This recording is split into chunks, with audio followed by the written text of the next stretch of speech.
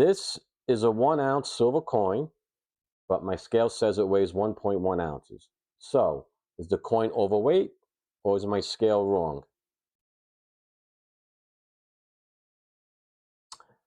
The answer to that is neither. Silver is measured using a different kind of ounce. Most household scales use a standard ounce to measure items, right? And a standard ounce weighs 28.35 grams. Precious metals like silver or gold measure in troy ounces, and 1 troy ounce is 31.1 grams.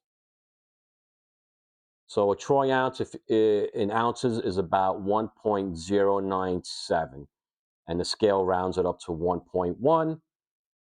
Hence the 1.1 on the scale.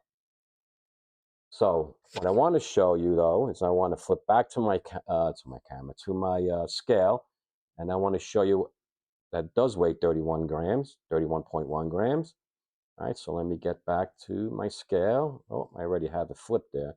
So here it is on 1.1, and here it is on grams, 31. Doesn't go to the 0.1 because it doesn't have that extra decimal spot. All right, so here I just want to show you that the coin is 1 ounce. So that's good. At least we know the coin is the right weight, which is nice. Right? You don't want to have a coin that says 1 ounce and then it weighs, less. Maybe it comes back as, 0.98 ounces or 28 grams. That won't be good. Then you know your coin isn't measured correctly for its weight. But anyway, I'm going off topic. So I'm just wondering, did you know there were two different kinds of ounces? Let me know in the comments. You got any value out of this?